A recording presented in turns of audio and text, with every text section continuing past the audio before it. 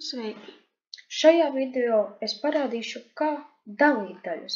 Pagājušajā video mēs apskatījām, kā reizināt daļas, šajā es jums parādīšu, kā dalīt. Tātad apskatāmies, kāda mums ir daļa. Mums ir 15/27, kas jādala ar 5/9. Tātad, kas mums jādara? Tātad mums, tātad 15/27 dalīt ar 5/9 ir tas pats, kas 15/27 reizināt ar apgrieztu 5/9. Ko tas nozīmē apgriezts?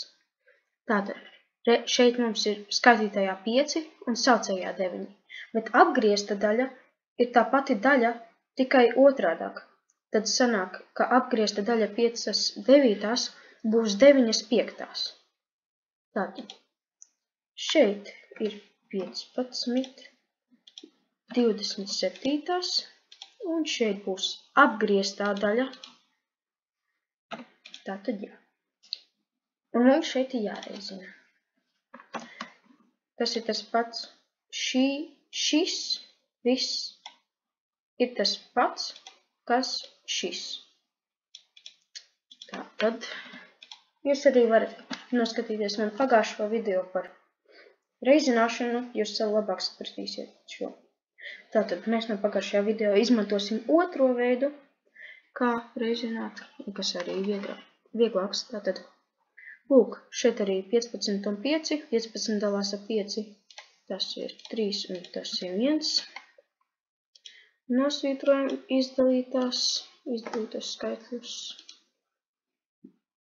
27 varam dalīt ar 9, kas ir 1 un šis ir 3. Un tā tad varam sākt rakstīt iznākuma daļu. Tātad 3 reiz 1 ir 3, un 3 reiz 1 arī ir 3. Kas nozīmē 3/3 ir 1 vesels. Lūk, šādi mēs varam izdalīt daļu. Paldies par uzmanību, uz redzēšanos!